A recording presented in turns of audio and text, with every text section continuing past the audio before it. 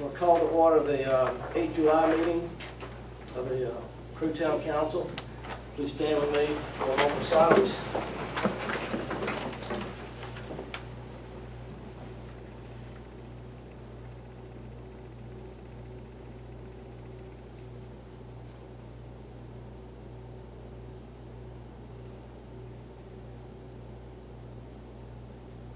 Please join with me in the Pledge of Allegiance to the flag. I pledge Allegiance to the flag of the United States of America, and to the republic for which it stands, one nation, under God, indivisible, with liberty and justice for all. At this time, I'd like to call the Crew Volunteer Fire Department Fire Chief Val Wilson. I appreciate y'all's time tonight. Back in April, the fire departments of the county and emergency squad had a meeting with the board of supervisors to discuss the problems that we have in the county. And it would be fair to the council if I didn't share what was discussed in that meeting, and plus a few other things that relate more to crew. First of all, we are starting to have a severe funding. We're not bringing in enough money to sustain operation of our fire department anymore. Things have gone up considerably. Government regulations have made us spend more money, and it's just not enough to sustain what we need to run this fire department anymore. I've been chief 12 or 14 years, and and it may be longer than that, we have not had an increase in our budget in Town of Crew. And I am sure every department in Town of Crew has had an increase since then. And I have asked a few years and finally given up in the last couple of years, but I can't give up anymore.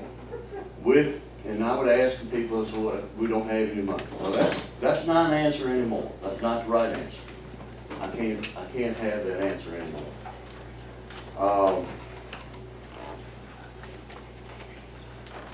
Back last year, September, October, somewhere in there, we applied for a grant to replace all of our air packs and air bottles that we have at firehouse, which the government requires us to replace every 10 years. Well, now it's got past 10 years. We put in the grant, and I'm not blaming anybody up here tonight, because I don't know who to blame. But I brought the application to the Town of Crew, left it off the Town of Crew. The budget writers at the county said they never saw it. So we waited 9 months to see if that grant was ever going to be approved. We got to wonder what's going on, and got to call around and everything. It's not there. Great. Bottom line is, we just had to write a check for $185,000 to replace all of our air packs and bottles. It was required by the government to us to replace them. That money just came out of our truck savings fund. So, that stung a little bit, so I'm looking at the next time we buy a truck, we're not gonna have the money. It's not gonna be there, we had to write this check. Just kind of give you a little bit of history of how we spend our money up there. Since we've moved into that firehouse, we've replaced 3 trucks without the town's help. We have had an EMS unit, an EMS program, first responder program put in place without the town's help.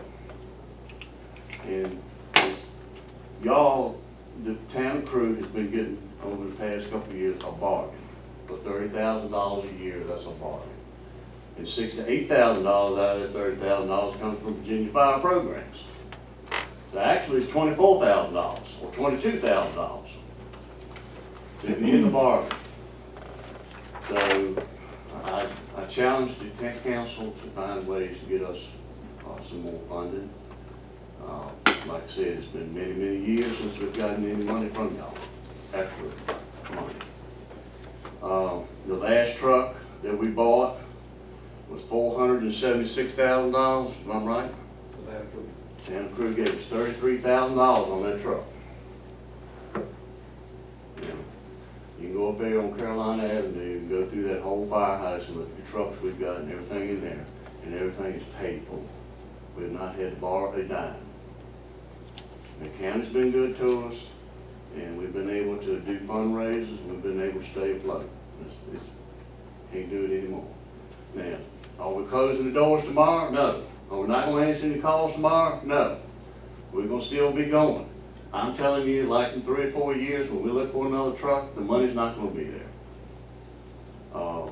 We're going to, put some more grants. And I don't feel comfortable going through the county government to get it anymore. I found a grant writer in Buckingham County. Because without paying to do it. That way I feel like it will make that low chance of getting it done. So I'm sorry about that, but just had to put that, in perspective to y'all. I challenge the town council to get with the county, with Blackstone Fire Department, Burkeville, Emergency Squad, and come up with a long-term plan for some kind of funding. And I'll return and talk about manpower now, which y'all need to talk to the county about too. As y'all all know, volunteerism in the United States is dwindling every day. It's getting smaller. You can look at the civic clubs, you can look at our fire department, and it's not there like it used to be. Our young people do not volunteer like we did when we were coming up, and it's starting to show us.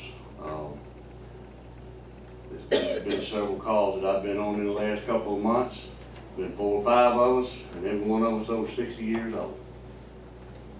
We're getting ready to lose 2 of our daytime firefighters, young people, losing Paige Roberts and Dominic Jenkins. They're going to the police recruit school in Lynchburg for the next 6 months, so that's 2 we're not gonna have for a while. We're gonna do the best we can. We still lean on Burkeville and Blackstone to help answer our calls, and we do the same for them. That's a county-wide agreement.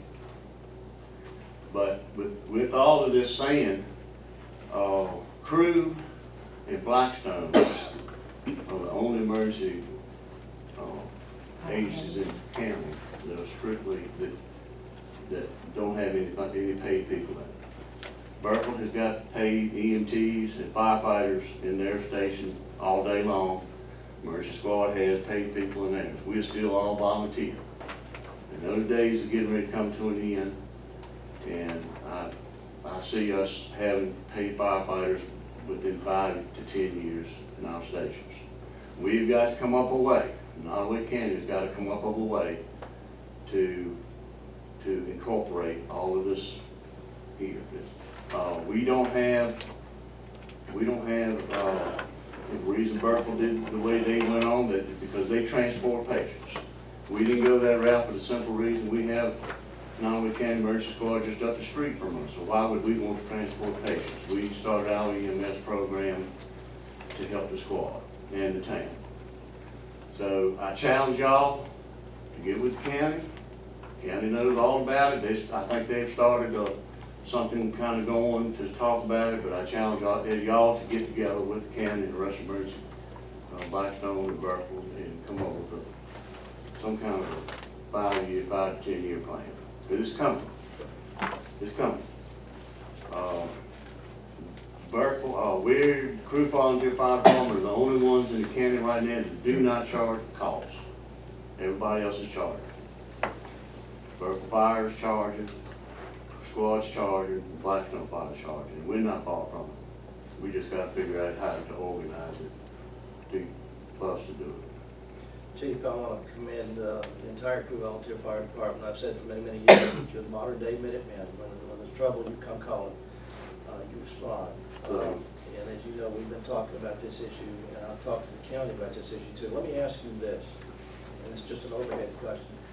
One of the things that I had approached with the county is what is the feasibility of basically making our 3 fire departments precincts of a Nottoway County Fire Department. Do you think that can be worked? And then we have one single source of funding and In my opinion, the only way it's going to work is that's the route you're going to have to go. okay. That's my opinion. Sure. That's one man's opinion. All right. But I challenge y'all to get with the county and do something about it, because we're not getting any, some of us out here are not getting any younger. Right. And, Now, 75% of your calls were actually in Nottaway County and not well, in town. there's a little bit of statistics on that since I talked to you back in June. Okay. The calls in crew have come up more, drastically more. You did some. It runs about 60% in crew and about 40% in county. And the reason Is that, that a 12-month evaluation? 6 months. 6 months? Okay. and the reason the crew went up is that our EMS call, most of our EMS calls are in the town. Okay. And another thing I want to bring up about our EMS, it almost died 2 months ago. We got to where we had to renew our license with the state, and we were not running the calls that we needed to run as required by them, and the interest wasn't there. So we took a vote, one business meeting, and it's still kind of hanging in there, but we're gonna try it for a year. Now, are you charging the EMS calls like Burkeville does, or can you? I mean, Yes. No, we cannot charge for those because we don't transport. We have to Okay. transport them Okay. to charge for that. The only thing we can charge for is the fire call. Okay. And I'll give you an example of how important our EMS deal is. We saved a life up here a couple months ago. And if it wasn't for crew first responder, that person would have died. Right. Who's your treasurer now? Who's the treasurer now? Fred? Yes, sir. So, What I'd like to suggest, if you're amenable to it, is that you and Fred and myself and the vice mayor get together and meet, and let's brainstorm this a little bit, see if we can come up with a plan, a course of action that would require us laying out, our expenditures, and of course you laying out your expenditures. Let's figure out what it actually costs, and see where we have to go to make that happen. I think I covered everything I wanted to cover. You think anything else, Charles? I will bring up 2 more items. I'd like to, we have started, looking at our fire hydrants rate, and they're flow testing all these hydrants. And since I have talked to you about doing that, I've gone to other towns. I looked at Farmville, I looked at Blackstone, I went through Lawrenceville Saturday, and all of theirs are color coded. So we need to do the same thing. And I guess 6 months ago, I was in here talking about the renters thing, and nothing has been done, or anything else has been done about it. And I can tell you guys, we don't do anything about it, nothing's gonna happen. Something's gotta happen. 'Cause we're losing We it back. opted the education route first. Has there been an incident recently?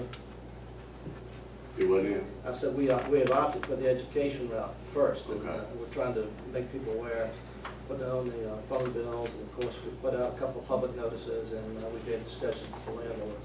I've noticed Blackstone has implemented theirs. I don't know how it's working, but at least they're doing something. And we need to do something. One more thing, and I'll leave y'all alone. As far as the budget with the town, we'd like to be a little more involved in the budget process. I've never been involved with the budget process.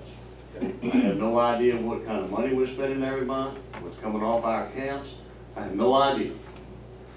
And I think we ought, if we are part of this town and part of town's budget, we need to know where our money's going, where y'all putting it. In fact, we'll lay that out for you when we meet. And when the budget process comes out, I would like to be involved in the monies that we get in our department. Sure. You work during the day, and you're still working during the day? I haven't worked hard yet, sir. All right. Wish I could.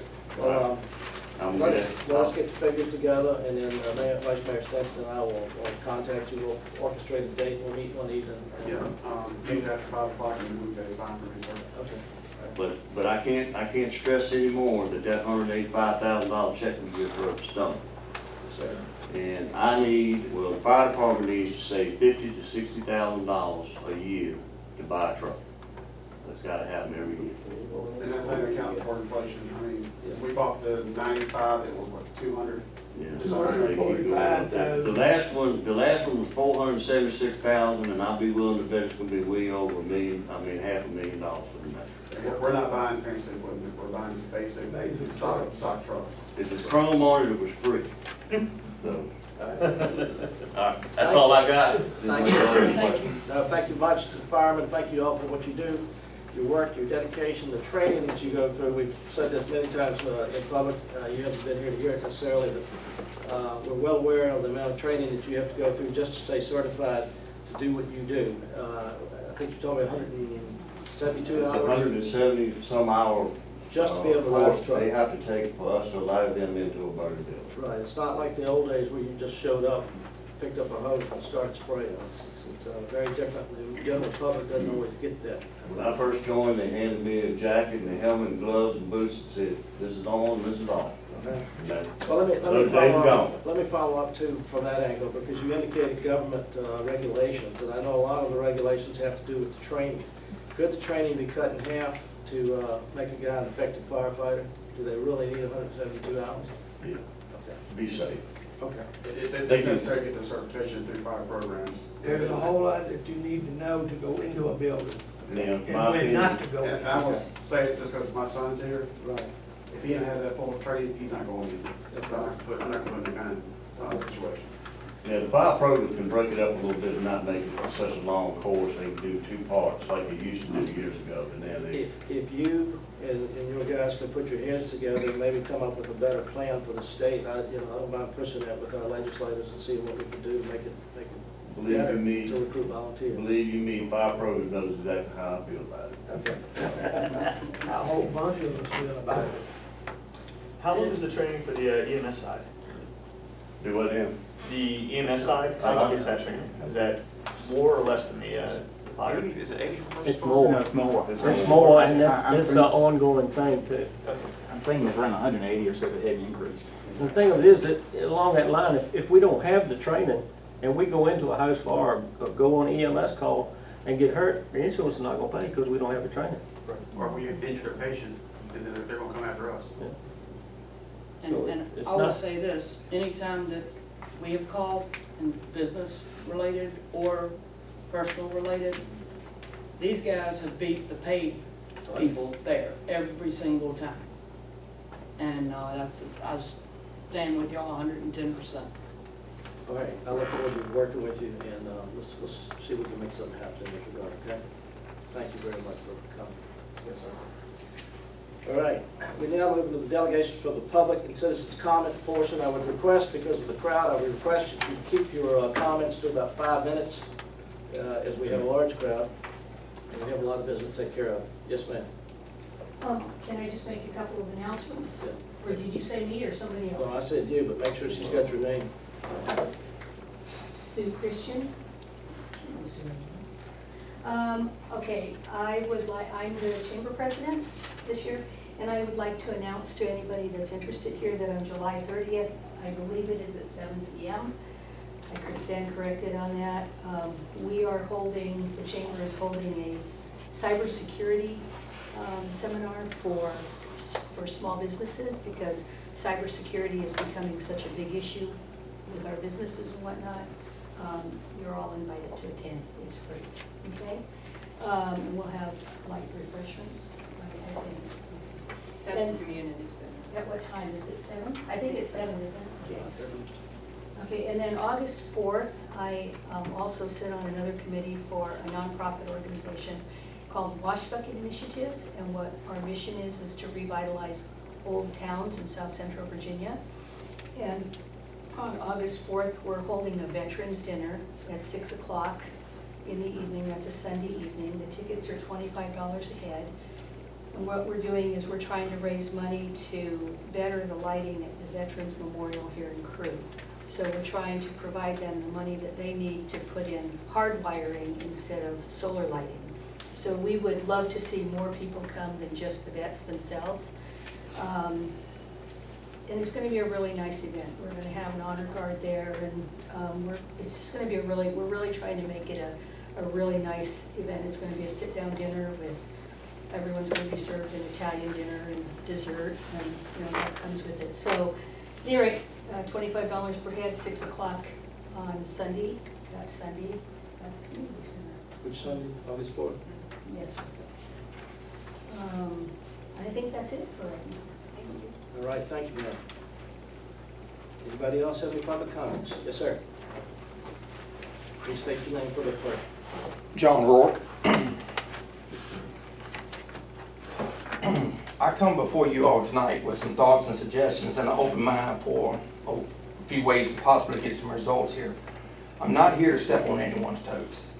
I've spoken with several of you, ladies and gentlemen, that are on town council about your thoughts of having Crew Police Department participate in the drug task force. Most of you that I've spoken with are all for it, and one of you feel like we can maybe get more drugs off the street by just making normal traffic stops and not utilizing the drug task force, and that's fine. But to this point, what the town has been doing, unfortunately, has not been the most effective, and it's not for lack of effort. I believe the town's police department is working as hard as they can, and we all must step up and help them. Citizens need to call more when they see a crime. Leadership needs to give the department more help, and that includes extra officers so we can get ahead in this war against the drugs. As tragic as it is for anyone of any walk of life to have been executed the way Scotty Newton was, that just goes to tell us that the criminals around here have no fear. The surge of meth has put everyone in danger. I don't plan on attending the funeral of any of the police officers in this county because some meth head killed them. I plan on being one of the ones that step up along with you all here tonight and stand by our officers and fight with them for the safety of our children and all others. Me, and I mean everyone in this county, needs to do their due diligence in making sure we give our officers everything they need to do their jobs and get home to their families safely when their shift is up. We can no longer wait for someone to speed or have a light out so an officer can make a traffic stop and hope that the individuals let the officer search the car. We have to be more proactive as well as reactive. We all need to make these drug issues a top priority and make sure the meth heads, crack heads, heroin addicts, and dealers feel so uncomfortable that they leave, or better yet, make a mistake and get caught. Here's an example of what I mean about making them feel uncomfortable. The addicts and others are using these abandoned houses to use drugs, sleep in, and hide from law. We tear them down. Now the county owns the landfill, the open top dumpsters, dump trucks, and some heavy equipment, and the town of Crew has some heavy equipment as well. There is no reason why the county cannot step up and assist the towns that need it in removal of these old houses. The cost would be a minimum to the town as far as fuel. Everyone in this town already pays town, county, state, and federal taxes, so the equipment and open tops the county owns is just as much yours as it is theirs. There is no reason for the county to send a bill to the town for an operation like this except for fuel. The people's taxes have paid for the equipment and paid for the employees, and this is not for curb appeal. This is for public safety. So we should be able to bring all resources to bear. Once the debris gets in the landfill, they burn it. I do understand that there is an asbestos issue, that other steps have to be taken, but once asbestos is removed, the cost should be very little. Both Blackstone and Crew use the same attorney, so the legal process should be relatively easy. Just so it's clear, our officers are doing what they can with the resources that they have, and I support them wholeheartedly. I believe the county needs to step up as well and give additional resources to the towns if the towns don't have the funds. I'm not being critical of anyone's thinking. I just believe we need to do more. We can't continue to draw lines and say that this is a town's problem and that's a county's problem, when the truth here is there is only one line, and that's the outline of Nottoway County. We must fight for each other now. We must work together now. We must get this done now. And I will stand with any of you who want to fight. So please reconsider joining the drug task force. Thank you. Thank you, Mr. Moore. Yes. Thank you. Please give a copy of that, your copy of your statements to the clerk. Anybody else? Yes, ma'am. I got a couple of things. I want to reiterate what John says. You know me, Daphne Norton. I come to you again. It's been about maybe a year and a half or two.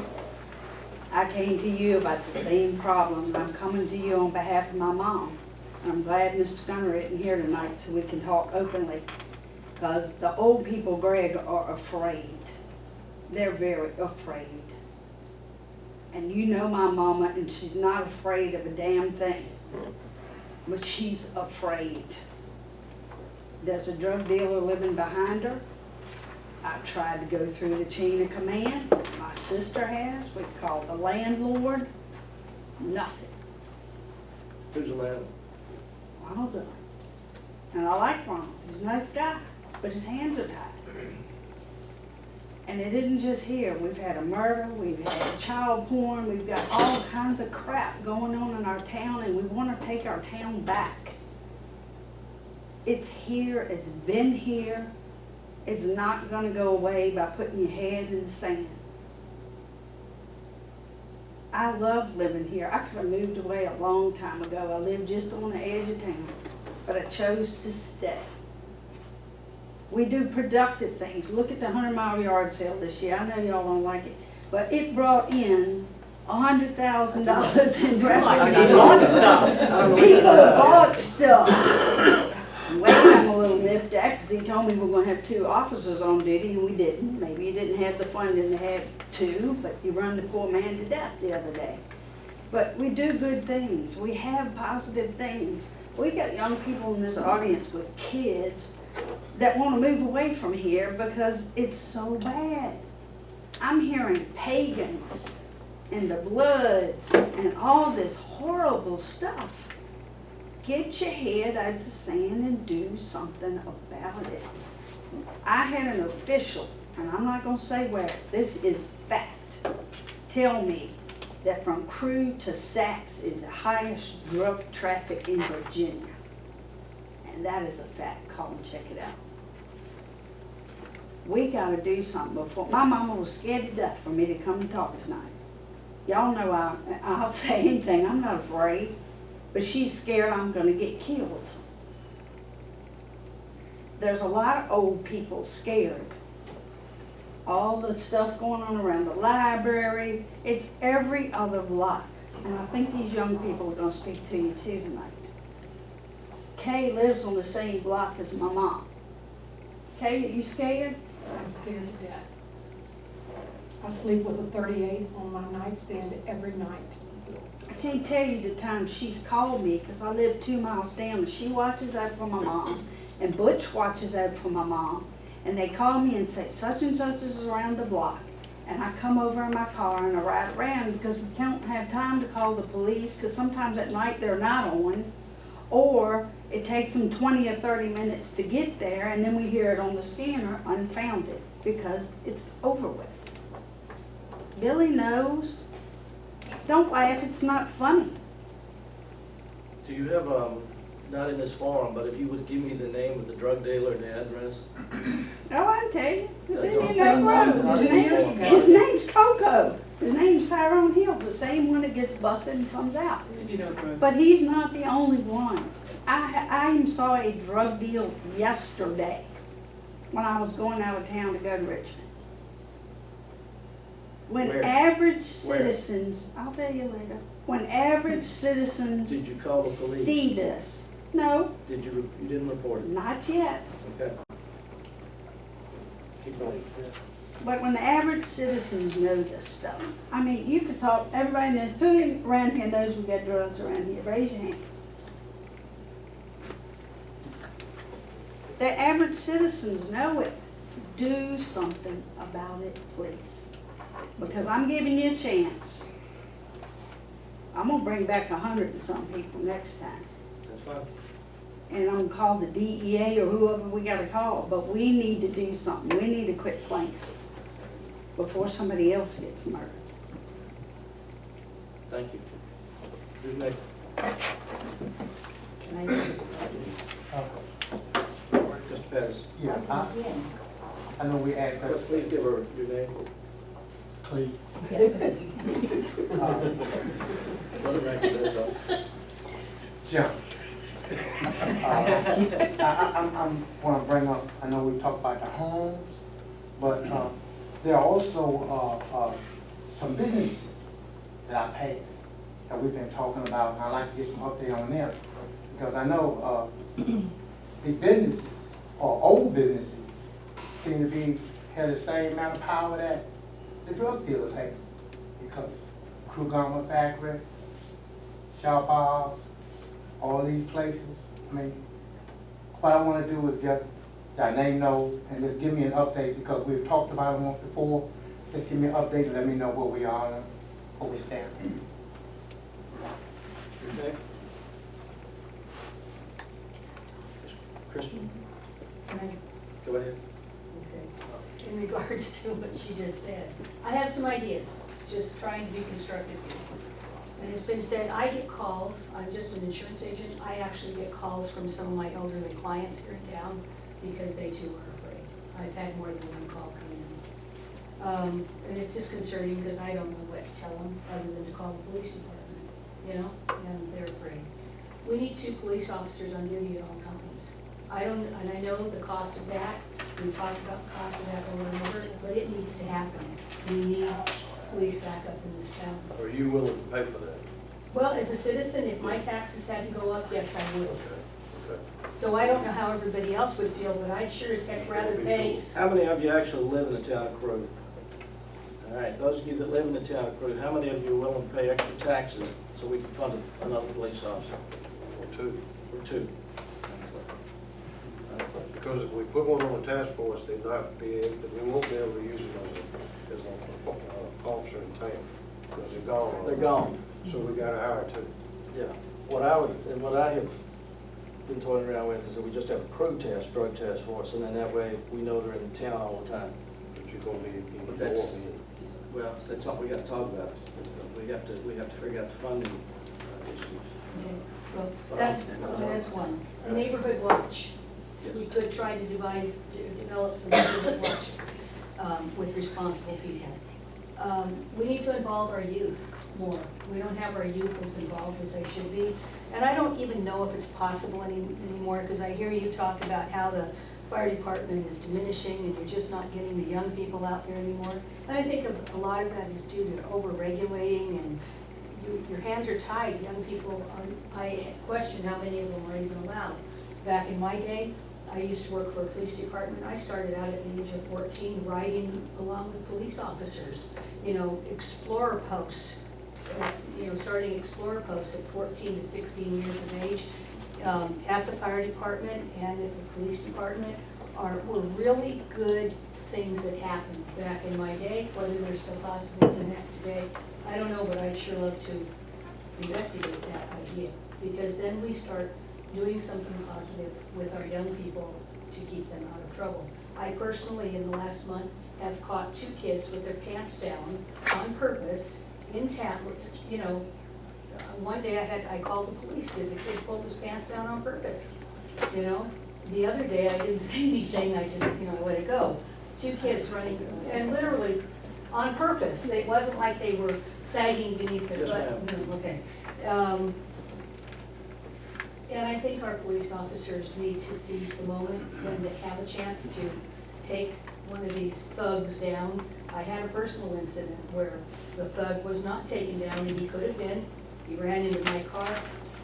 Our police department chose to do nothing with that moment, and so that's it. All right, thank you, ma'am. Who's next? All right, seeing no further delegations or citizens' comments? I've never been here, I guess this is what. Yes, ma'am, and if you have something to say, please. A few things. Heather Radcliffe. I live across the street from here. We moved in last August. The biggest mistake of my life. You're currently trying to find other houses to buy or move out. For one, I like my children coming over here to the park. My 3-year-old learned the word F a few days after moving in. The kids are just terrorizing it. We went over there the other day to take the kids to the park. The porta potty was pulled over, was sent over, it was whatever, pushed over. I don't know what else. What time of day was that? About 7:30, 8 o'clock. I have a In the picture on my evening? phone. Yes, sir. Was the library still open? I don't remember. I'll have to Okay, look because they on cut it. the internet off, and since we've cut the internet off, we've kind of At first, we noticed a difference, but now it's still people all right here. wanted to cut it My back off. van, I parked, we have 4 vehicles, so we got permission to park here. Someone has vandalized my van, tore the whole backside, busted out the, Did you report it to the We did. police? Okay. We did. We have called people, well, someone is living in the bamboo behind our house, which I work at the police department, so I made a report. They're living behind there, it's buckets, it's a bed, per se, like a little cot, buckets of water, what is it? Clothes was out there. They're literally living behind the house. Still? I assume there's just, the things are still there. Yes, sir. Where is this at? Right on the alley, you go right out behind this house. Right, is it in the ice plant or over, is it? It's literally right behind, in our backyard behind the fence. It's in the bamboo, a perfect little housing. I mean, it's just perfect, it's to me. And, Bobby Wheeler owns that, I think, right? He does, yes. Okay, have you talked to him about cutting the bamboo down? no, we just want to remove it. As soon as our lease comes up next month, we're moving. Okay. It's just too much. And going back to the park, I have a mentally ill daughter. She now is in residential because we could not, it was too many activities that was going on around here. She got jumped twice here at the park, and it was videotaped and put on YouTube. I went to the police officer, the female officer here, made a report. She said, oh, I'll get back with you. Never heard nothing from her. So we took it to the courthouse, and the courthouse said, well, we can contact the parents. So where I felt the crew police officer should have done it, I had to go do it. Anyway, that's done and over with. So I talked to No, Becky, actually, it's not. I guess. I'd like, if you can give me all the information on that, just write it down and let me follow up on that. Let's see. And then our children's bikes were stolen, and we have 8 video cameras around our house, and they just know, I guess, how to come in on the angle where the camera is. We have both of all 3 of our children's bikes were stolen. People are living in this house, back in the house that needs to be torn down, this house. We'll go out there all hours of the day, or even we'll go walk the dog, and my dog literally about eats them up when they see them in there. We call the police, and the crew officer said, oh, yeah, that's just the homeless people living in there. Okay, or we just gonna let them live there? I mean, I just, Well, that's the first I've heard of that. yeah, just a homeless person living there. Well, we'll fix that real quick. Let's see. Well, nothing much. Oh, the gunshots. What was it, 2 nights ago? I mean, it literally was 2, 3 nights ago, 2 nights ago, literally right here. We called the police department. Did we see anybody? You know, and I work in the police department. I love my officers, but we didn't see anyone right by. What day and time? About 11:30 AM, PM? PM. The 5th. Yeah, Thursday night. 4th of July. Yeah, not Thursday, that's 4th of July, 2 nights ago. Saturday. It was Thursday night, and then it was Saturday night. Thursday night, around 2:30 in the morning. Thursday night, 2:30 in the morning. Yes. And then, we heard on the scanner and found it. And then 2 nights ago, which was Saturday night, around 11:30. Gunshot. Yes, sir. You sure it wasn't fireworks? No, and you, didn't Daphne say you, other people had also heard this? Yeah. It definitely, and it was very, very, very, very close to the house. All right. And then the numerous people that we see pulling the library here in exchange what seems to be drugs. Since the people moved out of this house on the corner, it's helped a lot. But they are still just circling in here, putting the stuff through the window and going on out. It's just, you know, I lived here, I grew up in Ottawa County, we moved here to Crew thinking it would be better, and Do you have the dates and times or any license plates or just I do have car license descriptions? plates, yes. Okay, if you can pass those to me, we will make sure that these get acted on. okay, Okay? and I think that's all. All right. You want to email them to me, or you want to bring them in on a hard copy on I'll bring paper? the hard copy, because we blew them up, a picture, a blue Okay. picture of You them. can bring them to the town manager, the town office, Okay. and he and I and the chief of police will look at them, and we will initiate action. I guarantee you that. Okay, Okay? all right, All right. thank you. Thank you. Who's next? Yes, sir. Andrew Ratcliffe, just want to touch up on a few things my wife's talking about.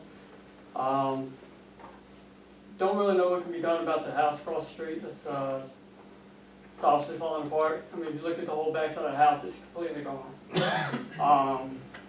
You know, you got homeless people, you got alcoholics going in there drinking, staying the night. You got teenagers just going in there vandalizing what's already vandalized. There's nothing securing the front door. I mean, people could walk right in and out of there. You know, I mean, there's nothing there that shows no trespassing. I mean, there's one little piece of paper stuck on the window. You can't see that from the street. The only way you see it is walking up on the porch reading it. You know, she talked about, you know, her daughter and stuff like that. And I know, you know, Mr. Ward, he gave some good comments about the town officers. I don't really feel like they're doing enough. You do have some officers who do a better job patrolling, especially one officer who does, I've seen him a few times a night. I've definitely seen him doing a good job. Who is that? The numerous times that I've seen Who officers. said who was that? Who is that? He said who is that? Rondell White. Okay. I know him when I worked along with him many years ago. Whenever I see him, he's always out on the street. I don't see him, hanging out at the police department. And that seems to be the biggest issue that I've noticed. I work over here in Ottawa Correctional. I get up 4:30 in the morning to go to work. Sometimes, I go home or leave to go to work, and sometimes I come home for lunch. Seems like the cars never really move. I know with the last snowstorm we had, you could tell because of the ground cover that the patrol car never left the spot within at least a 2-hour period. I don't know their policy on making. Well, all the cars have to stay here now. We don't allow take-home cars unless you leave them town. Yeah, well, I'm talking about, when there's an officer on duty, there's usually one parked right in the old firehouse. I noticed with the last snow with the ground cover, you could tell there's no tire tracks.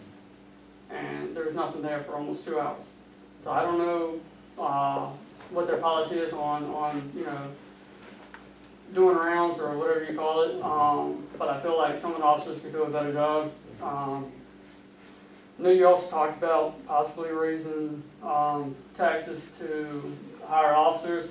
I think it'd probably be a good idea if the town would, obviously it's costly, but if the town would pay to certify 1 or 2 officers, sign a contract like the town of Blackstone does, Nottaway County's done it before, and it may help with the turnaround rate of some of the officers around here. Thank you. Anybody else?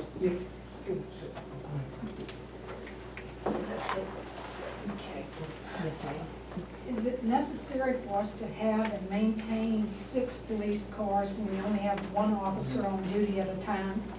That is a shift, believe it or not, because we used to allow people to take their cars home.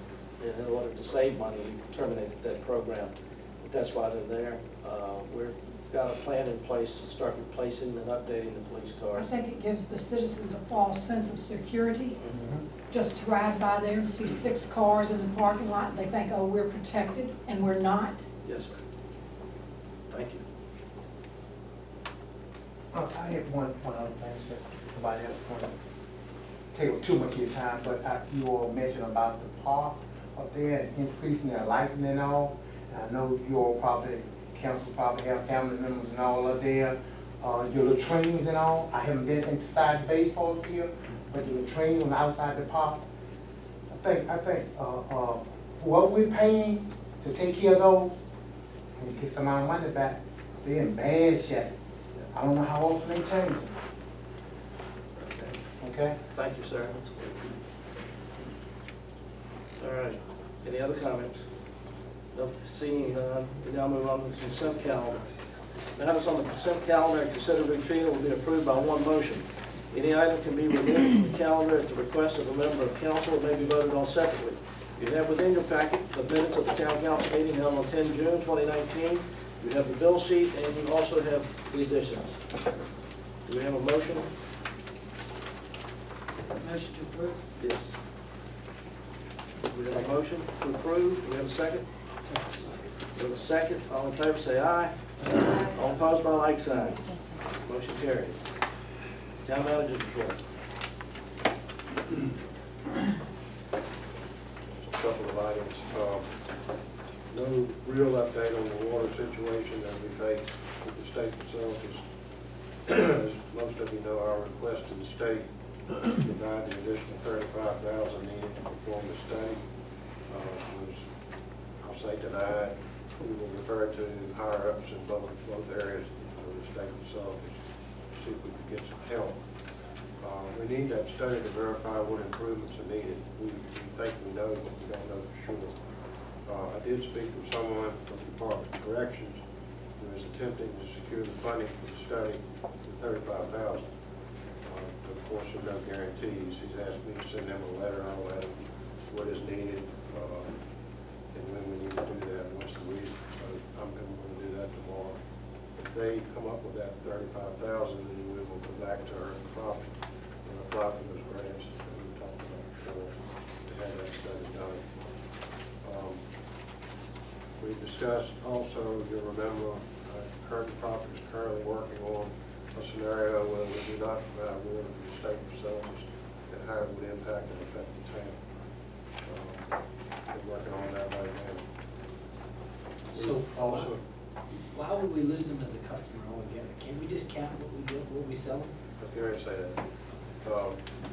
We're also looking and discussing limiting the amount of water we send them on a daily basis. Right now, this would be difficult to do. We'd have to figure out how to do that, how to monitor it daily and control the amount we send them. The only thing we have to be concerned about is the effect fire protection at Piedmont Hospital due to the level that's required of the tank. I feel like they could make some modifications to their fire suppression system where they could provide enough pressure to do that. But we haven't really gotten that far. See, we have a joint meeting scheduled July the 19th, although we really don't know what there is to discuss. Yeah, a phone conference on the 11th, with HUD people also. Okay. Yeah. So we're still working on that, and I'm encouraged by the Department of Corrections. Well, they're the big user, so they're obviously very concerned about what's going on, and they really don't feel like we should be singling anybody out. I have to emphasize to them that we're looking at state facilities, not Department of Corrections, UCBR, and people. It's the same thing to us. So we'll know more about that after the meeting. Just real quick, for the last 3 weeks, you probably noticed the town workers have spent a lot of time cleaning the goods at the water plant. It becomes necessary as cleaning the filters and settling basins accumulate debris over time. Most of you know the town purchased a tractor and water tank several years ago. The cost of having the company come in and do this was extremely expensive. This purchase is now paid for itself 5 times over. It takes a little bit longer to do than the company that we come in. We're into our 3rd week of doing this, but it should be completed this week. Okay, I just want to, again, amplify or reiterate on the water. We have a meeting, we have a phone conference on the 11th with some HUD officials from the Commonwealth per arrangement by Senator Ruff to discuss some options as well. So I will keep you updated. My intent is to provide. Wendy, do you want to talk now about, I know this sounds going to sound weird, but there was a conversation today with the chief of police. Originally, I had asked him to come tonight because I knew there were going to be some concerns about some things that have been going on. He preferred to wait and have he was asking for a town meeting. Yes, he said he wanted to have a town meeting with any concerned citizens on the issues that we're dealing with now, and invite the citizens, the attorneys, the police department, would be here so they could directly answer questions and concerns and possibly get information on ways to help. And then we're also discussing the drug task force situation as well. But we will probably maybe have a open meeting with the police department and the citizens so there can be some questions and answers. Okay. Well, that'll be announced. I'm sure we'll put an announcement out on that. There will be a public notice. There will be a public notice. It won't be Yeah. advertised. All right. Anything else? Any questions for the? Wait, did you get those letters off of, have you heard of them? No. I think maybe that's why I got that call today, but they didn't mention. Okay. We wrote all of the agencies and asked them to give us some numbers on inmates, total inmates, The main thing we were looking at is total number of workers and how it affects Baldwin County. Yeah, how many workers they have, from what county they in, so that the state can see this is not a town of Crew issue, but a And the state. county can see Well, too. all the inmates are from Washington DC and places like that. I mean, that's where. Well, the that's workers state. too that are affected. I understand, that- but that is- these are wards of the state, these are not wards of the town of Is Crook. what we're looking at too. Because this is as much a county problem as it is a town problem getting them water. I mean, I'll be the first to say this, and I'm not throwing anybody under the bus, but all I get from my county taxes is that dump up there. That's all I get. I pay two cents of taxes like everybody in this room, and that's all I get for it, out of my kids out of school. You pay for the schools too, probably. I know that, but I ain't getting no benefit from it now. Educating our But I- youth benefits our whole community. Well, I mean, in a way.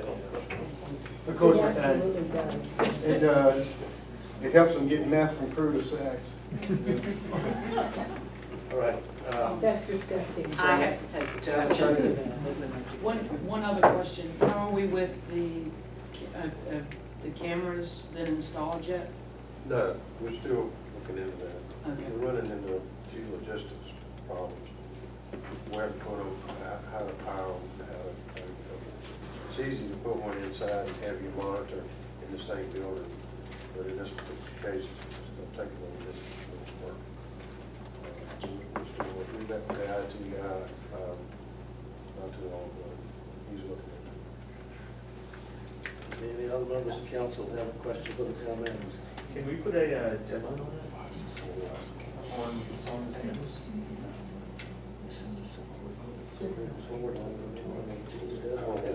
Oh, I'd like to. We've already got the camera, right? We're trying to figure out what we need to do. Oh, power to make it work. We don't want to buy something from All right. We'll make that a priority. Okay, town attorney's report. Yes, thank you. Working on the regular things. I also do have a conference call set up for next Wednesday, finally, with one of the franchisees that's taken a while to track the proper person down. I have tracked them down. Just to talk about, you know, what's the current agreement that the franchisee has with Crew, and then also, you know, how we can improve on that agreement as well. So if anybody has any issues with that or anything that you want me to pinpoint, just let me know and I'll be glad to address that We too. need to move forthwith on this house. Yeah. This is the same house that we've been talking about. and 10 years. I think we need to get a warrant, or go try to obtain a warrant for search. Okay. Well, it has already been condemned, correct? Yes, by Al Ellington, right? No, it was by Dean, but he hadn't been able to go inside because he didn't have a warrant. But as long as it's condemned, we can still move. You know, has he written up just if he has written our written findings of his report, if you email it to me, then I can get the ball rolling I on it. think he basically condemned the front porch because Okay. he couldn't go inside, and he did say that needed to be repaired, but this same place we're talking about is the bamboo measurements. First I heard of that. We've had that happen in town before, and we obtained permission from the owner at the time to tear all the bamboo out. This might be a little bit more difficult, but it might be easier, because we can't really get in touch with the owner, but it is a health and a safety issue that my feeling is we want him to pull the person down. That part of it. We need to do that. Not to have I mean, it's that stuff. right now, but With the bamboo in the back, Bamboo. yeah, okay. Well, Just keep going. that's the first I've heard of that. okay. I'm fairly confident we can do that. It's not terribly worried about it legally because the owner is ours, so he doesn't care. And he's abandoned the property, so I don't look for them to come back and say something about it. So as far as I'm concerned, I'll send them over there tomorrow. Are you available? I'm gonna be in the county tomorrow anyway. Maybe we could sit down around noon and talk if you're free. Sure. And then we can go ahead and do what we need Yeah, to but do. we do need to go and get that warrant. Okay. Dean in there, I think Dean is I told him he injured himself. He said he's out of work. As soon as he gets back, there's no doubt in my mind he's gonna condemn it. Well, they got a guy, they got familiar with working Dean's issues, so it doesn't matter if you work. And we've already talked about taking it down, the funding is there, it's in the budget. So we've also, I think, talked to the company that's gonna take it down. We've already discussed it. So we're just waiting on the word to start. The legal process takes too much time. That'll be taken care of. Well, do we have a written list of just the defects from him? Only that, Okay. Well, at he least hadn't we have. been in, reports. yeah, you had that. Okay, if you can get that to me tomorrow, I guess I'll call him or wait tomorrow. I can call him in the morning if you want, get him to call. I'm sure he'll do it. See him every He's day. just waiting for permission to go on the property, and I'm almost 100% sure he's gonna condemn it. You gotta have the warrant. Can we get that one by the end of the week? Or by noon tomorrow. We have to go before magistrate. Correct, you would need to go before a magistrate, but we can, schedule both magistrates to go in and do it. In fact, I would use this incident with people living in it as the pipe. Which we talked a little bit about that today too, as being another option. This particular house right over here that is vacant, but has an owner that is being used the same way they were talking about. But to me, that's enough probable cause to go and do something. All right. In my opinion, Get a warrant. I'm not a cop. Doesn't matter, get a warrant. Have the attorney make it We're happen. talking a safety issue and that kind of thing. That's different. That's what I've always said about a dangerous building. You never have understood it, never will. If a building inspector says it's a dangerous building, it's a dangerous building. And what are your options? In my opinion, take it down. Yeah. There is no repair. Or fix whatever it is that makes it dangerous, because it continues to be that way. I don't understand. If you're free tomorrow around 12:15, I'll come back to town hall, meet with you, and get the ball rolling on all of it. Okay. Mayor's report, I'm not gonna go into most of that is informational. I will address the public safety issue. The Prue Police Department supported a federal task force operation targeting a suspect in a child porn investigation on Tuesday, July the 2nd. Later that day, an unidentified body was found in an alley behind Guy Avenue and near the intersection of the alley with Mason Street. The Virginia State Police is the lead investigating agency. An on-scene state investigator was complimentary of the support provided by the Prue PD and the Nottaway County Sheriff's Department. The deceased individual was not from Prue. The Virginia State Police news release basically says what I just said. They note that this is an active and ongoing investigation. If anyone has information in reference to this incident, they are encouraged to call the Virginia State Police at 804-553-3445 or contact them by email at questions@vsp.virginia.gov. On the child porn incident, the warrant was executed at 0600 hours on July the 2nd on the 300 block of East Carolina Avenue. It involved the following agencies: the FBI, the Virginia State Police, the Office of the Attorney General, which I assume is the Virginia office, ICE, the Richmond Police Department, the Hanover County Sheriff's Department, the Powhatan County Sheriff's Department, the Chesterfield Police Department, and the Prue Police Department. The Internet Crimes Against Children Task Force is a national network of 61 coordinated task forces representing over 4,500 federal, state, and local law enforcement prosecutorial agencies. They are the ones that initiated the investigation.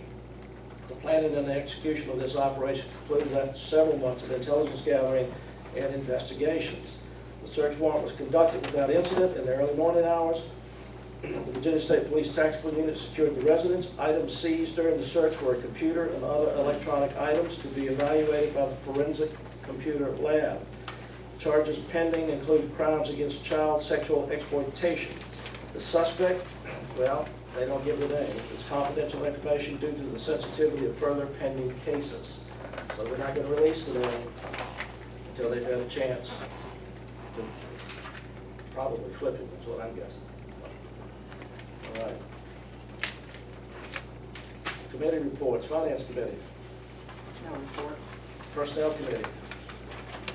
Personnel, the police department falls under personnel, so I'm not opposed to looking at other officers, but I also want to state my opinion that, you know, I've worked in law enforcement in a lot of different environments, and the fundamentals don't change, and there's nothing that's more effective than someone picking up the phone and calling police officers. So maybe we need to reiterate that somehow.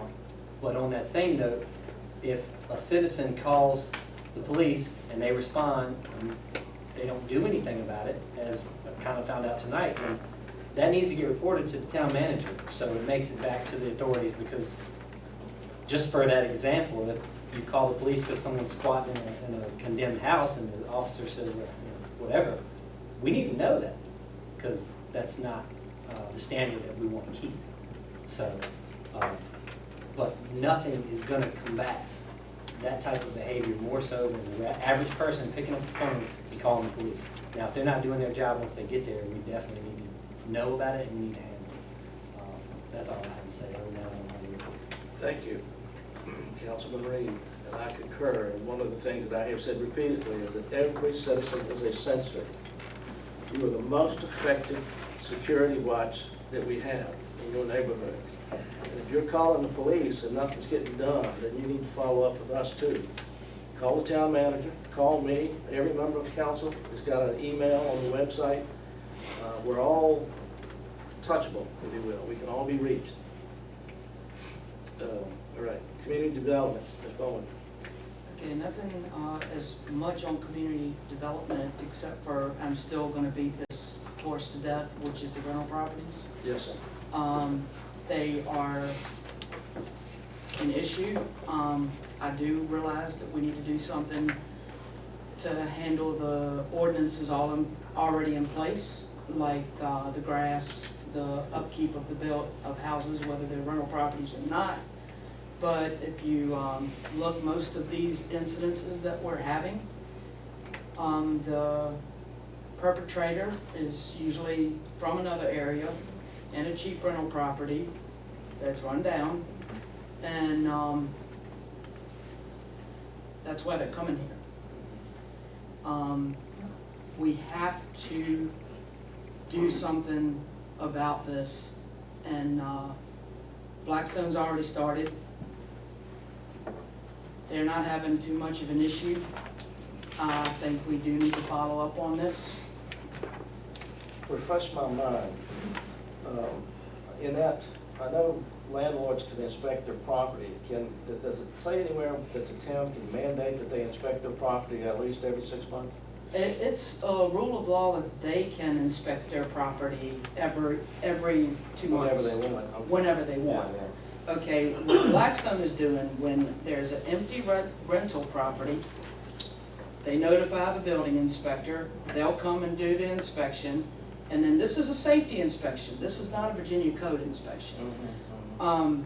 And make sure that it's safe for someone to live in. If I'm not mistaken, Val, the houses that you guys have reported, has there been anything done with those? I don't know. One has been wiring coming out the wall, people were living in that. What was the other one that you responded to, that you reported? I can't remember the old. Step. The wire. Steps going upstairs, yeah. Well, that one we discussed before, that was several steps missing going to the upstairs. Was that an owner dwelling? That was or a rental dwelling? property. Okay, all right. Because I know we've got some owner dwellings that have issues too. Oh, yeah, we do, but like I said, we have to start somewhere. I mean, and, you know, I understand wanting to make a profit, wanting to turn a profit on these things, but you don't need to complain about the damage that's done when you're not going in and following up with people that you're renting with. If we had these people that are renting these houses go into these houses and they see meth being cooked in the kitchen, yeah, I mean, maybe that's a good way to bust some of these people, or to get rid of them. So I'm just still gonna hammer that one to death, and as far as economic development, I'm all for it, but I don't think we're gonna have any of that, until we get the town cleaned up. Grass, buildings, etc. Because we don't have a building in Greer now, honestly worth putting a business in. I mean, that's available, I should say. Mayor, to add to the councilwoman's comments, and regarding some of the issues that were discussed already tonight, if council turns to one of the pages in their 14-page blight abatement tool, number 6 is a common nuisance, which basically means continuation of illegal activity involving controlled substances or marijuana as according to section of the Code of Virginia. A property owner can be subject to being enjoined for contributing to or maintaining a common nuisance. This means that the owner that knowingly allows its of a property that knowingly allows its use by persons under the influence of drugs or for possession, manufacture, or distribution of drugs is guilty of a class 1 misdemeanor for maintaining a common nuisance. A subsequent or second or subsequent offense is a class 6 felony. And the landlord may seek the immediate termination of the violator's rental agreement. So to me, that means that we can also go after landlords who knowingly allow or turn a blind eye to drug usage. So, and we may be able to ask 1 of the 3 attorneys in the room, but to me, that means that if a citizen comes to the police department and files a report, and the town sends the landlord a letter saying this report was filed, this property may be being used for drug use, that's a paper trail that could then be used against them. It's a good idea. Absolutely, and it all starts with the same thing. Make a phone call, Got a file a report. report, document, start the paper trail. And then the next step is for the town to send the certified letter to the Absolutely. Okay, does that sound right, attorneys? Okay. Yes. All right? Good. All right. Next, we have continuing business, Councilman Miskovic, Land Bank. Thank you, Mayor. If council would turn to the land bank proposal in their packets, this was part of that 14-page document as well. The proposal is to create a land bank to assist the town in addressing vacant, abandoned, and tax delinquent properties. What is a land bank? A land bank is an entity created or designated by the town to assist the town in addressing vacant, abandoned, and tax delinquent properties. So basically, the land bank makes or enters into and executes contracts. Basically, the land bank obtains property, whether it's through donation or what have you. The town can designate a pre-existing nonprofit organization as a land bank or create its own, consisting of 4 to 5 members, funded through either through town funding or SSC funding or through its own funding sources. And the benefits of a land bank: it takes the local government out of the real estate business. It allows for a board, presumably of experts, to conduct the work for which the town does not have the human resources. Public ownership of property has limitations that private ownership does not. For example, we technically can't hold property indefinitely for no reason. And it creates a systematic business-like way of reducing blight. Then there are several policy considerations for council if we were to go the land bank route.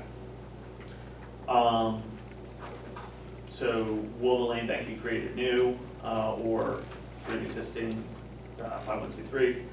And I'm not going to read all those. You have them here. Yeah, we have, I've reviewed them. I actually, I kind of like option 1, designate a pre-existing nonprofit organization as a land bank. A couple of reasons for that.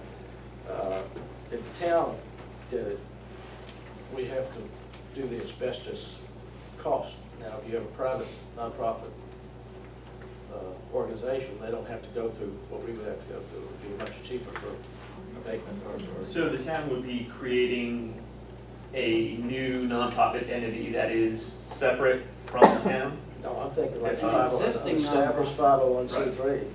I mean, you can even technically use the fire department as a 501c3. If they wanted to take that charge over, that would give them a house they could burn for practice if they wanted practice or training. But at the same time, they would end up with real estate that they could turn around and sell as a profit to help fund it long term. There you go. That's only one option. That's a thought. I'm stepping down the stretch. Everybody too close to other houses. Yeah. We can't. I'd be the first one to like to match on that one on 11, you get too exposure right beside them. Oh, yeah. So, anyway, that's kind of my thoughts, or even, you know, you got the Wash bucket. folks. I mean, Okay, so is the consensus that we'd like to move forward with forming a land bank? And then we can form a small committee to figure out the details. Well, just given the looks on the faces here, when we said that, and I understand completely. I read all this and it sounds great, but then I think, who are the people that will do this? And where's the money come from for them? If it wasn't, I mean, if it wasn't the town, if it was. Grants. Well, that's not gonna be a Grants. fast. So the town does grants have and about matches. $150,000 in reserves That could be for, seed. like, exactly, that could be seed money. And with that seed money, the land bank would, obtain property, fixed property, or demolished property, and sell it. It's not an overnight process. It would take several years for the town to be tip-top shape, but it's a slow process, but it's a start. And it gets the town out of, it's another tool for the town to use.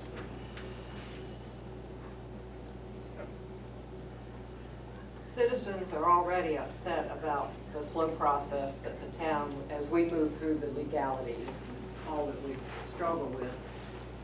If it were a land bank, then would citizens go to the land bank people to complain that progress is not No, acceptable? the citizens would still come to town, Okay. and we can. We go to the land bank. Exactly. And if the land bank, Or if, You don't have to act on it tonight if you wish to table it for further consideration, to talk amongst yourselves privately or hash it out. I think it's a good idea, I just don't think we can make a decision on this tonight, personally. should we have a small committee hash out The details? Well, we really need to hash out the details anyway, because the funding part is if we're gonna, we know we're gonna have to eventually bump up taxes because the police force needs to be a little bit larger. We're gonna have to help the fire department with a new truck eventually. So those funds gotta come from somewhere. Then for the land bank though, we've actually got money set aside for tearing down houses that could be used partially for seed money or match money, that kind of thing. So what are we gonna? I would like to talk to members of an existing land Okay. bank somewhere, you know, just. Yeah, I think it's a good idea, Yeah. I just think we need to learn a little bit more about it. Find out who can talk to us. I will reach out to the city of Danville and go from there. Okay? See if you can find a town-wide crew. Yeah, find it. It's a relatively new concept, so it's. Well, maybe they'll take us under their wing. He's got a contact. All right. New business, American Legion Riders event, Councilman Bowen. I was approached a couple months ago from an American Legion president that's going to be bringing 250 motorcycles through Crew on July 19th. In the morning, they're going to come to our place and use us as a fuel stop. So they're going to use that block surrounding Crew Station. Reached out to the fire department to see if they could get a couple trucks out there with an American flag out and kind of try to show up the other towns that they're going through maybe. And they have graciously agreed to do that. They're going to be there. The American Legion Riders, they're doing a ride to benefit wounded veterans. It's an auxiliary to the American Legion of the State of Virginia. Yeah, and it's about 250 motorcycles, so they'll be coming through, they said anywhere between 9:30 and 10. And I also need to reach out to the Crew PD to try to be traffic to maybe lead them through town once they get done and maybe help with traffic there. You mentioned that. But, yeah, it should be pretty big and a sight to see, 250 motorcycles. Between 9:30 and 10. Between 9:30 and 10 on July 11th, it's a Friday morning. It will be Thursday. 19th, I'm sorry. 19th. Between 9:30 and 10 on July 19th. Okay. And what day of the week is that? It's Friday. It's Friday morning. All right. It'll be a safe seat. This is yours, the drug task force? Yes. Okay. You want to address it, or you want me to just take? I'll go ahead and Talk to it. address it. Sure. Tiffany was kind enough to race out and print out for me the request for a report from the chief of police on the drug situation through and the drug task force. And I would make the motion that no later than August 9, 2019, police chief will provide to council a detailed written report addressing the following.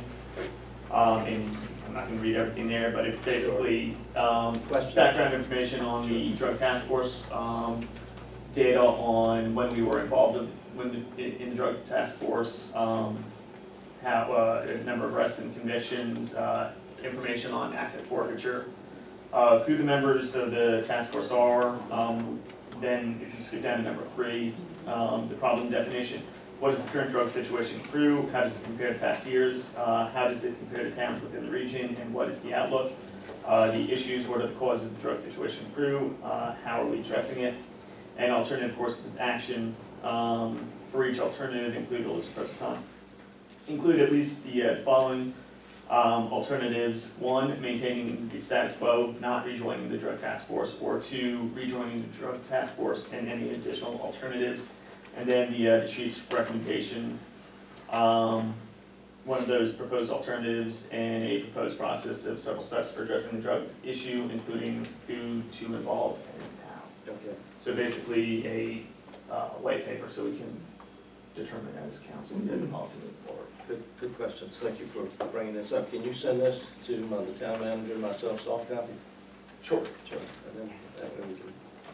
Right, but I would still make that motion. Oh, okay. So I'm sorry. Do you need a motion, or we just direct it? Either way works. We'll direct it half hour. Okay. This is no brainer. This is actually things we were looking at. Perfect, thank you. Okay, good. I just wanted to say, how does it compare to towns within the region? I want to just mention, I've in recent weeks, I've been to Princeton, West Virginia, and talked to the mayor there. And I was up in Shamokin, Pennsylvania, and talked to the town manager there. And it's everywhere. It's all over the country. All right. Any other new business? I believe so. The Economic Development Subcommittee is meeting on the 22nd at 7 p.m. at the airport.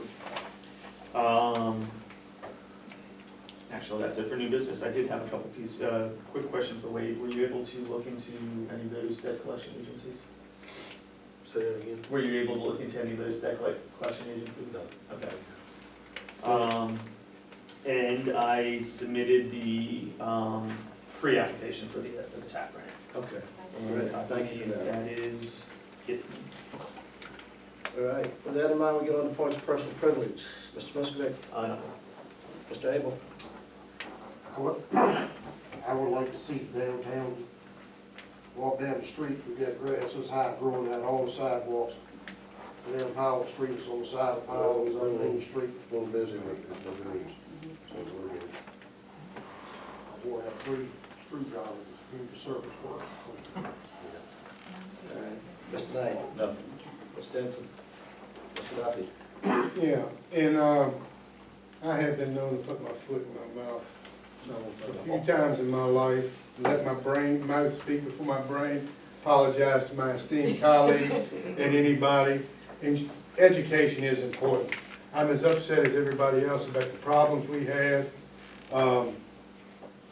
in the town. I'm a little bit on the outskirts. I'm just as far out as you can be and still be in town, so I don't see it as much.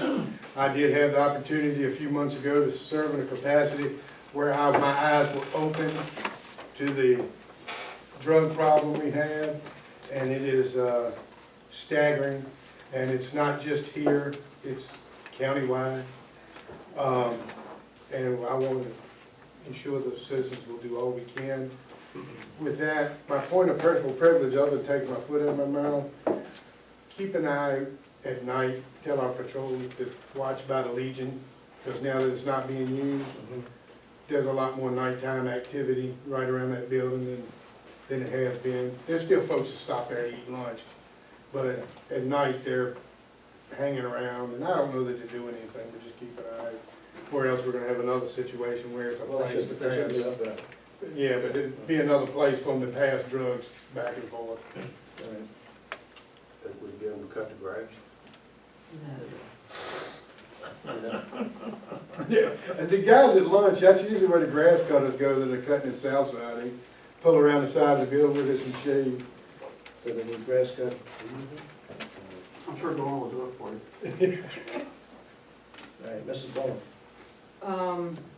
I do want to point out one thing, and it's something Billy has mentioned in the past, and I paid close attention to it after that big rainstorm we had yesterday. Yeah, the gutters, good. On the, from little past Bravos, all the way up past Dollar General, it's bad. I don't know what we call these out at least once a week, it seems, and do I need to write another letter? You can if you want to. See, every time I write a letter, they I'm respond. gonna do it when they do. Is there a way that we can get them to come to a council meeting? Sure. We can request that. You can ask them. Because- When they can. All right, take back and answer. Sure, let's talk about that road, you still got this road down here that's been closed for 2 months. Yeah, because this road down here and those instances, we're waiting entirely. Ask Mrs. Bryant, somebody, ask if she can show up at the August 8th meeting. Okay? Oh, excuse me, wrong date. August 12th. All right. Where's her office?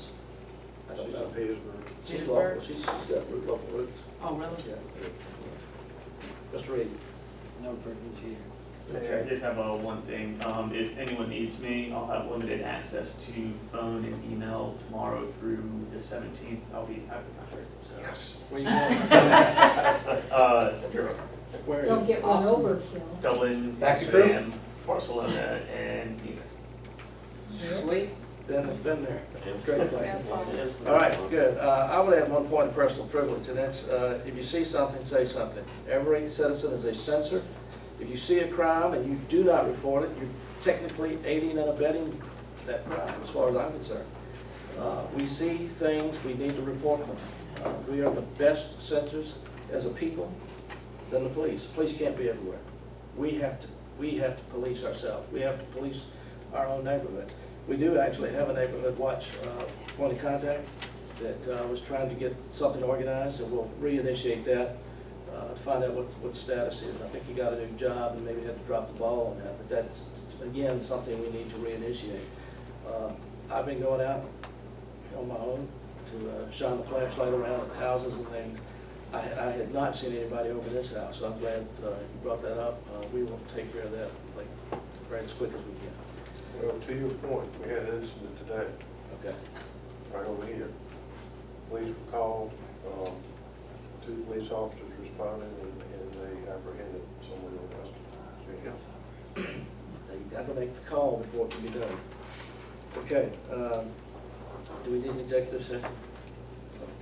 Okay, good. With that in mind, we'll go to our final public comment portion. Are there anyone in the public that has comment? Yes, ma'am.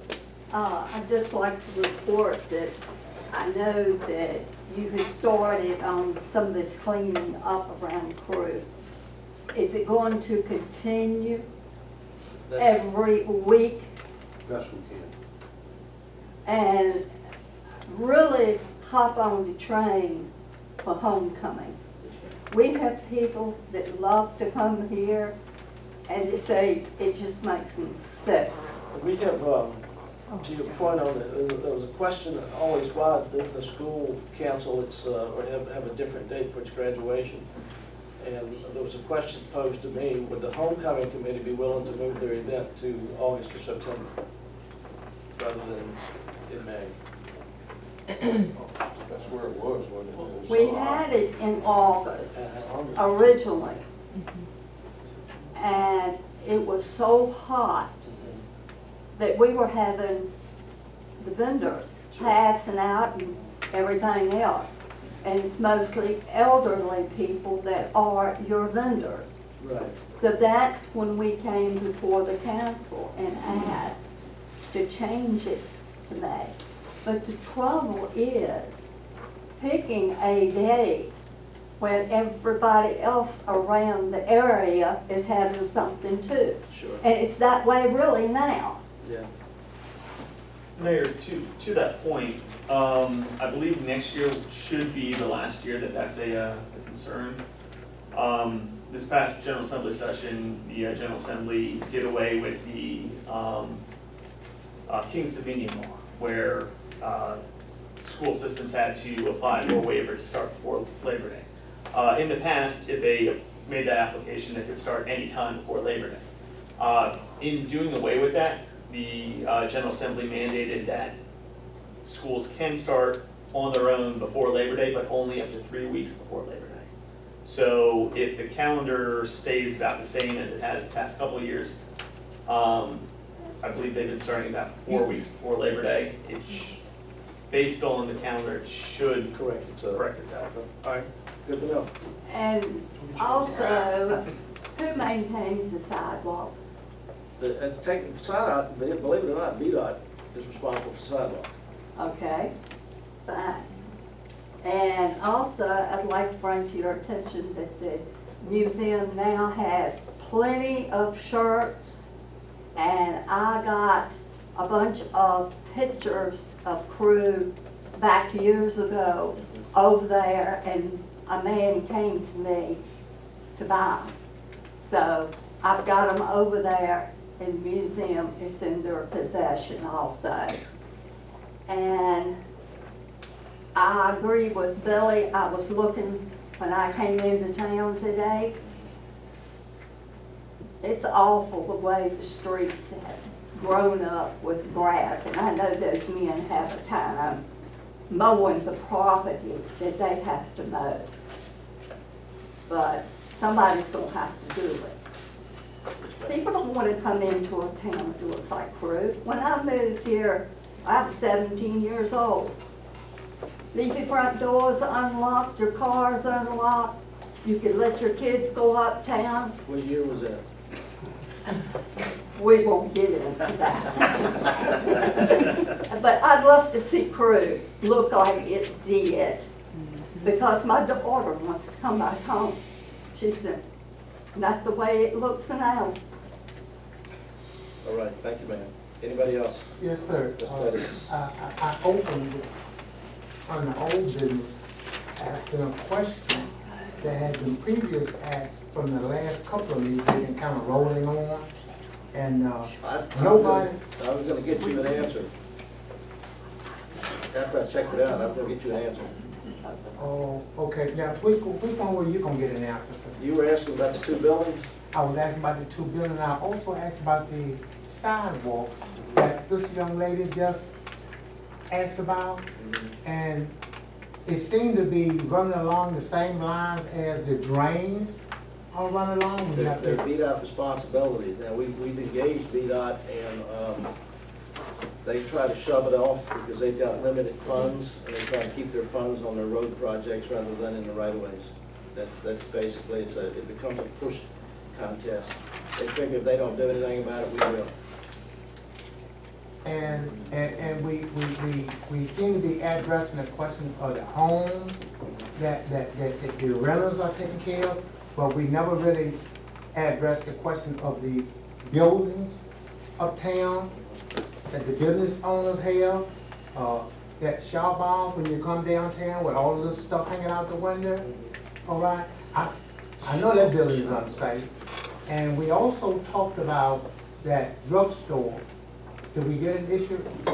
That drugstore, technically, the way it's been briefed to us, that the man has done what he needed to do to make it safe. Okay. Now, it's unsightly, no doubt about it, but it's safe, and he owns it, It has not been foreclosed on, it's not in hock, Okay. at least to our knowledge. There's been no action taken. There's some question as to what we can actually do to tell people from an aesthetic point of view. And that's as far as I can go with that right now. I mean, We don't own them, so we Yeah, can't, don't own we it. can't We do don't anything own it. about It's it. not what we Well, can- it's the same thing that we're talking about these homes. Same- That we same don't own them. But Garment factory? we're looking for ways to attack these homeowners that are renting. Well, That's what we well, do. that's rental Yeah, properties, that's what we that's do. not home, that's not homes that are owned by, we're talking about rental Right, properties. rental property, I understand that. But if we we're gonna deal with the, rental properties, then why can't we deal with these businesses as well? You know, the sidewalk along shop aisles, when you walk the street, we walk doing homecoming and all, they're in bad shape, I agree with you. Well, I fell twice this year, I don't know.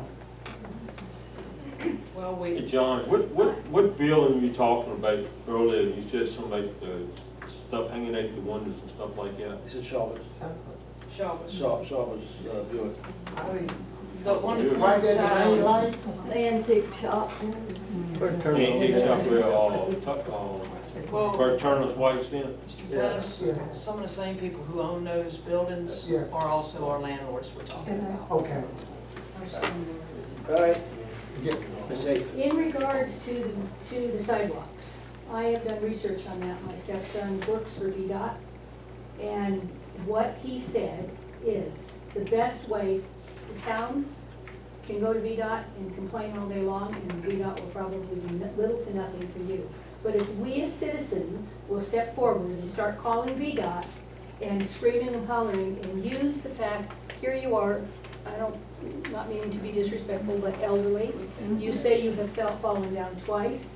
We have people in town several people that I know of that ride in wheelchairs. We can simply call, if all of us tonight would pick up the phone and call VDOT in the next week, I can almost guarantee you that VDOT would wake up to our Particularly where problem. you trip, particularly where you trip, if it's a safety issue, you bring that to their attention. Well, and by law, the sidewalks have to be passable for handicapped people, period. And so VDOT themselves is out of compliance, and if we want action as a town, we, the citizens, have more power than those guys up there do.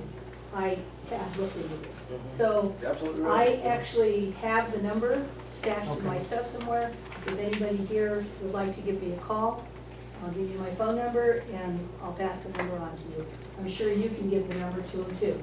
But I've been told that's how to make a difference. I tell people that all the time, we Yep. have a whole lot more luck with them than all you. And use the handicap, and the thing to talk about the most is the fact that we have elderly citizens that are falling down. They are not wheelchair accessible, so the handicap, what do you call the? ADA compliant. They're not ADA compliant, and by golly, that you'll raise you'll open some ears if we will step forward to do that. Well, bear in mind, and you may not care, they may come in and take it out.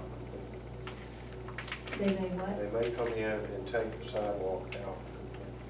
Just replace it, I'm just just saying. raise the ground. That's something they might do and say, okay, it's a dangerous thing, they take it out completely, they grade it, they do. Yeah, now, if it's a sidewalk in front of your house, you can actually, if you want to cost share it, they may even come and fix or replace it. Well, according to Jeff, there is no reason to cost share. Okay. They need to come in and they need to make the proper repairs. Good. And our voice is much more powerful than theirs. Yes. Okay, back to the police department and all that kind of stuff, I've just been sitting here thinking. I'm gonna ask Billy and the three attorneys we have in the room. Have you guys ever heard of police cadets? Billy? Heard of it. Have never? I didn't mean to do it. Might be something to Used to look call it into. auxiliary police years ago. Well, I would call those reserve police officers, because from where I come, we had police cadets, which were typically young people that might be going through the academy or hoping to become police officers, and they could actually be paid on grants. Now, to bring in, let me point out something. For auxiliary police, and we used to have a very vibrant auxiliary police force here, they now have to have all the state mandated training, which is 6 months before they can even do as a reserve. yeah, it's all type officer. regulatory problems, Yeah, well, but that's the big challenge. Now, there's a thing called a, help me out, yeah, it was something I was looking at doing, where you can have a police officer or an officer that has law enforcement authority, but it's very restricted as to what they can do. And I was told that was like a special event police. As kind of special conservator for Right, conservative, you're right. Yeah, could we have something like that here to support the police? I'd have to look into it, you would still want them to have some training to No, you understand. can't send some cadet or some No, no, no, training not down a cadet. dark No, alley no, at night. and no, it's- no, no, but you can have a cadet or a reserve officer, come on, I come from LA, from East LA. Well, wait a minute, let me finish my question, let me finish my point. Conservatives of the peace have to still have training, but they don't have to go through 6 months of training. Right? Used to have junior firemen and you could train them. They spent time and they had fun. But the government's changed all those laws now. I'd be concerned about liability and. You might want to get following- VML's opinion on that. Get who? VML, All right, good point. Say that, what did you say? the Virginia Municipal League, the insurer for the town. Nothing's more effective than a neighborhood watch, period. And I'll volunteer for it. It's in your neighborhood. Mrs. So Pepper? at any rate, If I see well, I have something, I'm gonna another- Oh, all right, wait a minute, stand by. Can I finish Go up? ahead. So police cadets and reserve officers, I think, are the same as what you were calling reserve officers. And in response to you, Aaron, the reserve officers certainly were not as trained back in the day as a regular police officer. But let me finish. Police They- officers weren't that well trained. They do serve as another man to hold a shotgun if they have to. I've even held a shotgun back in the day. This isn't back in the day, they can't just carry a Yeah, gun yeah, unless yeah. they're certified, and if they do, somebody's gonna get killed. Yeah. There's a lot of things we could do, but we're not allowed to. Okay, and one last question, are there grants available to hire police officers? Not at our level, there's grants for like Billy? schools, I believe. You gotta have matching funds, but for most of them, my town doesn't have hardly enough money to pay me. But there are grants available. You might can find one out there. But grants come with strings.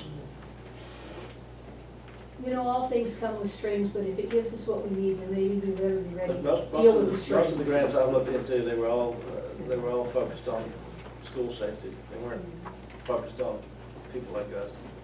Well, with our big drug problem in the United This'll States, maybe there would be something out there to help with that. Citizens, basically neighborhood watch, the citizens make the phone calls when they see something. I mean, we got a name tonight, but I would expect them to hear. Ms. Pettis, you were next to her. I just have one suggestion.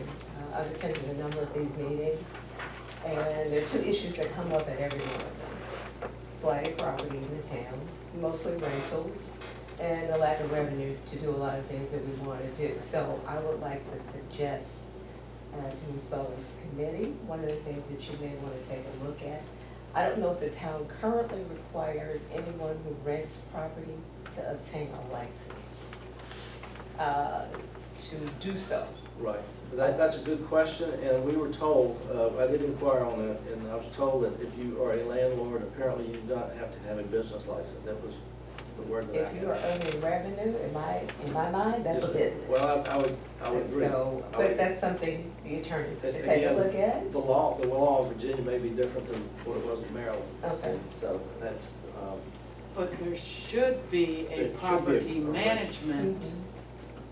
Well, he tried that. If it's He first over fell off. 2 properties, you have to have a license for property management. Because you're effectively running a business. If it's your personal residence, you move out, you decide to rent it, that's one thing.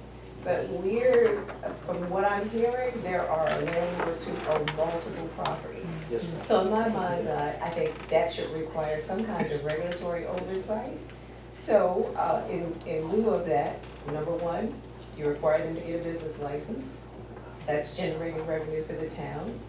As part of that licensing process, those properties need to be inspected at least once a year.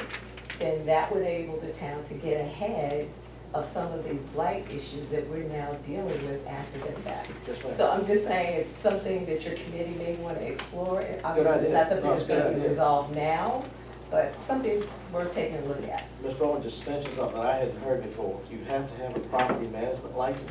Where did you read I it? looked that up Okay. on the internet. For the state of Virginia. State of Virginia. That's interesting. From an insurance side, people that own more than typically, and this may not be with all carriers, but with most, their properties have to be listed as business, they're written on business forms if they own 3 or more properties. So that's on insurance end, and I deal with that all the time. So you can't own them as personal rentals. Sure. You have to own them as business rentals when you exceed that third number. Mayor, additionally, we can also, if council turns to page 9, page 9 of their blight abatement tools, we can ask the General Assembly to be included in the code section that would allow us to pass an ordinance requiring registration of abatement buildings and charge up to $100. Can you send me that link and we'll make the proposal and we'll put it on the, Sure. do a public hearing and all that. Yes, ma'am, Ms. Walker. Well, just letting council know, and then certainly can let the chief know, as y'all are exploring this task force idea. Obviously, I work with the Nottaway County Task Force, it's Commonwealth Attorney. It's a problem that unfortunately is going around the county, around the country, to be frank. Certainly willing to work with the chief or the council to see how that would interact with the prosecution side of it. I brought 43 indictments for drug deals just in the last just over 2 months here occurring in the county over the last period of time. So certainly available for that. And if you need a prosecution standpoint at your town council or your town meeting, I'm certainly available to just give me a call. On those, are the officers that are on the drug task force required to work outside of their town? That is an individual agency. Oh, you mean just as a task force town? Like, say we have one for It's the county countywide. crew. Okay, so our crew one has to go to Blackstone if there's an issue. If they're and on work that it. task force, they have to go anywhere that task force covers. And if we get our own task force, Can't afford it. would, I'll be blunt, Mr. Mayor, and I don't mean to interrupt, and I apologize to Ms. Waters. Yeah, but were you on the task force? Yes, sir, when you were a for 3 years. police officer? And I speak in that aspect alone. Right. You can't afford running your own task force if you can't afford to put 2 more officers on the street. You gotta buy specialty recording equipment, you gotta buy undercover vehicles, you gotta pay those officers. You can't just run one officer to go make the buys, and you have to have buy money. Cocaine costs $100 a gram. It's worth twice what gold's worth. Gold is $1,400 an ounce, cocaine is $2,800. When you were on the task force for the town crew, Yes, sir. that took you off of normal shifts, right? Normally, yes, sir. Okay. I'll tell you that I'll peek behind the curtain a bit. Town's cheated. The state often will overlook to an extent until they're not getting their buy-in for what they're supposed to do. Yeah. You'll see a lot of times the officers get pulled to work the road, especially when there's low staffing issues. But the agreement that the state police has is that you dedicate an officer and a vehicle, plus the funds. At the time in 2010 to 2014, it was $1,800 a year. That can be recovered through asset forfeiture. When Judge Gravitt was the Commonwealth Attorney, he wouldn't do asset forfeiture. When Judge Royal became Commonwealth Attorney, she instituted that program. Some of that money can be recovered through asset forfeiture, but again, you get into the issues of policing for profit and making sure that it doesn't appear to the public, of course, that you're covering your bills. It's not the $1,800 that bothers us. When you put an officer on the street, you're talking $35,000 minimum. That's just his salary. You need 2 of them, You at need least. to- Okay, so there's 70 plus. Plus a vehicle, plus buy money, plus paying the Yeah, but informant. when you figure out what that's comp's not, that's not a $35,000 expenditure for the town. You've got all the employer payroll taxes, you've got health care, which for some of our people was $2,000 a month. You're looking at a nice chunk of change. And then you gotta pay the snitches. You Yeah. gotta pay the informants Yeah. who are not working off charges with the Commonwealth Attorney's Office. but hold And on, you're that's talking expensive. about 2 officers if we try to run it ourselves. Yes, ma'am. If we run it with the county, it's 1. Yes, ma'am. Well, it's up to as many as the town wishes to add to the task force. You see, bigger agencies have many officers. I can't see spending town crew money to support Dinwiddie County or, not having a guy on shift. The biggest deterrent to crime is having people on patrol in the street. We've got to have that. Mayor, just a quick question for, and not to turn this political. Are we currently doing? I speak only in my Right, past I experience understand. as a task force officer. Is the county currently doing recovering asset forfeiture? We are some, and it's something that needs to actually be, and it's on my to-do list, having been in the office for all of a week now, haven't quite gotten to it yet, but, it is something that needs to be revisited with crew. I have not seen a single asset forfeiture come out of crew in the time that I have been here. We have it with Nottaway County. We need to relook at the memorandum of understanding, make sure it's still up to date, make sure it's in place, and make sure our officers know about it. Because officers have to, there's certain things they have to do to notify my office, but then we have to file certain things, and there are fairly quick filing deadlines for some of those. So it's something that needs to be done. And it's not just about recouping money, although that is a part of it. It's another way to deter crime. If jail time's not deterring someone from dealing drugs, maybe losing their car will. And follow-up question on January 1st, regardless of what happens in November. Question for both of you: would, and if we're looking at a drug task force, would we be able to count on that potential revenue source? I don't think you can count or budget. Well, I on mean, it. would Can't. Yeah, I would not build that your was budget my- off of it. Yeah, that's fine. But either of you would pursue asset forfeiture? I Absolutely. certainly would, Okay. yeah. Thank you. Well, I'm gonna, one question. I would assume, a couple weeks ago in the Blackstone Courier Record, there were 7 people that were indicted. And I know we can't talk about an ongoing case. But were they caught through a drug task force? What I will say, I don't want to compromise anything, is we have an active drug task force. All right, with that in mind, seeing no further hands. Yes, ma'am. So we had good discussion tonight, great discussion. And the rubber's gonna meet the road, right? Because you're telling us that we need to police ourselves, citizen input. Yes, ma'am. That's huge. That's the first line of Because defense. we've been doing citizen input and it's kind of like spinning our wheels. Put it So, on but I want Facebook. to make that clear, I'm it's talking citizen making input. phone calls. You gotta Yeah. dial 911. Okay, how many times do you call Wade? 2 years ago, we had the same situation in our neighborhood. And I talked to you, I talked to Wade, whomever. It came back to us through the grapevine. If we didn't back off, we were gonna mess up the town's investigation. Who told you that? Who No told you names. that? It came to us. Well, And next so time. we backed off because we figured y'all would handle it. Well, obviously, you didn't handle it because it's still going on. Who told you that, though? I was actually told a similar thing over an incident at my place, but the reason it wasn't pursued is because there was a background investigation. Right. That incident that I had with the car, when Yeah, he hit my yeah, car, yeah. I was told by somebody, no names mentioned, that there was a background investigation going on, and that's why they didn't want to arrest that guy that day. And we're not sitting there bird dogging these people. No, but we need to know, because this is unsaid. This is unsaid, because I don't care if they're informants or not. I mean, I Well, want to we take see it it down. happening almost every day. I mean, a car can come down the alley and stay 10 minutes, and then the traffic starts. We've reported that as late as 2 years ago. And it's like we're doing your work. I mean, If we tell y'all about it, nothing ever happens. Y'all, I mean, let's be real here now. You got your 2 lawyers here. That, it's not that easy, and y'all know that. You might assume you see what's going on, and you're probably right, but you gotta prove it. Oh, we're right. We They are are. right. This guy has a history. You have to prove it. We get that you have to prove it. Right. You don't. But if the police don't cooperate with us when we report it, how is it ever gonna change? Well, I want to make one suggestion because, and I want to commend Susan and Phil and several of you that had really positive, proactive suggestions. The elderly people don't want to talk. They're scared.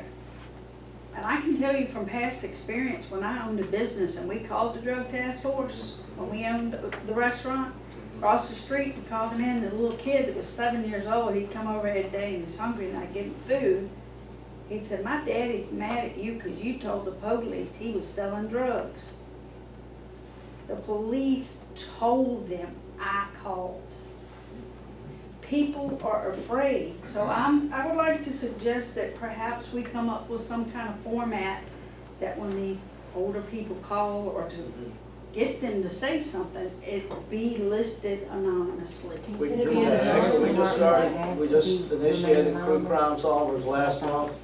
Councilman Miskovich told me tonight that it's up on the webpage on the Town of Crew website. There's a form you can fill out for complaints and But it's make on the notifications. website, right? You can also call the sheriff's department and ask to be left anonymous. Okay. I know, because I've done it. Okay. And two, website's great, because that's the way of the world, but old people don't do Well, I agree. I websites. don't think that- I'm not a, They don't make you tell them who you are. Now, I've called and had them walk across the street and talk to me about it, which is pretty obvious. But you don't have to tell them your name. And that's good, because I had 6 people that were gonna come tonight, and then they said, nope, I've come before and they're not gonna do will anything. you give me I their, challenge y'all to prove them will you wrong. give me their name so I can call them? Yeah. Okay. We Right, had yeah. 7 people, 7 individuals living on my corner and her mom's corner. It's 7 of Robbie's us. neighborhood. Yeah. He all, Robbie, Robbie, he's not saying Robbie rides up down the nothing. street all the time. But we had 7 of us living alone. That's not safe to start with. And then to have this kind of activity going on all the time, and then we're more or less threatened to even report it. And we know it's not just Crew, it's I need to know Blackstone, who that was. Burford's, Is that everywhere. an individual that's still on duty? Nope, That individual no longer works here, correct? nope. Okay, question. Since they turned the Wi-Fi off, have you? When do they turn the Wi-Fi off? The Wi-Fi's on. I just texted as I was speaking. I wasn't gonna call it out, I was gonna tell you afterwards. But if you go to your Wi-Fi and hit on, Crew Library is still running. Okay, then that's why they're coming back. All right, Because they were supposed to, they were See, that's supposed to. not, my opinion is not the Wi-Fi. My opinion is, that's. we see people ride up in a vehicle with their children, daytime, morning, what have you. When the plates from New Jersey, I think one got arrested and someone called the police because they were fighting. One of them got arrested, the other one drove away. That vehicle was there a couple of days in a row to the point where my husband left and called me and said, hey Tara, if you go outside, be careful because there's a car out there with New Jersey You plates. live out here? Yes, Yeah. and he's like, there's no kids out there. Okay. So, I mean, I don't think it's the Wi-Fi. I think it's, they're going into the porta potty, dropping off their stuff, and they're coming out and somebody else pulls up. I mean, it's pretty obvious. Let me ask you a question. Would- They arrested one of them, the other one drove away. Yeah, they had probable cause to, because of the fight. Would council have any objections if we just did away with the porta potties? Do people use? Well, I already said, but I think we ought to, we're not trying to open another can of worms around 10 o'clock at night. Yeah, I think it's a great place to catch somebody red-handed. yeah. I think if you do away with the porta potties, they're just gonna come over here behind the library. Yeah, they're gonna do something. They're doing that Yeah. anyway. Well, I I came think 2 when we weeks get the ago and cameras saw out, 2 that'll, carloads full of Yeah. kids. We'll get the And cameras. they were ready to fight. I called the police. I walked in the library and said, call the police now. We've got 2 carloads of kids out there that are spewing profanities at the top of their lungs. You need to get the cops over here now. And the police did come out and they disbanded You them. know, I and that was say it. again, I mean, we've got 2 people here. What can you do about that? What's the law? What can you do about cursing abuse in public? I mean, are you gonna I told prosecute? you nothing you I do. mean, it depends, there is a charge for curse and abuse, but it's not actually cursing. Well, the reason I called the police, though, the reason I called the police was not because of the cursing. It's because they were threatening Well, each other. I'm not arguing that point, I'm just trying to say, a lot of times what we say that we don't like, and I don't like it either. I'm told there's nothing you can do about that. Well, I ask you, when a citizen, and I'll ask you guys, there's a cop and 3 attorneys in the room. If a citizen calls and says, there's that situation, and there were probably 6 kids in each car, and they were ready to rumble. Okay, they were ready to go. couldn't the police officer that was called out at that time that disbanded them use that as a reason to search their cars? No? Can I do it? Y'all gotta Because understand they were the gonna law fight. here too. You gotta have a problem with color. Yeah, I know. It's not tombstone. All right, Well, then maybe they better start looking for stickers and what's going on in the license plates. all right, with that in mind, I'll entertain a motion to adjourn. We have a motion, we have a second. We have a second, all in favor say aye. Aye. All opposed, by like sign.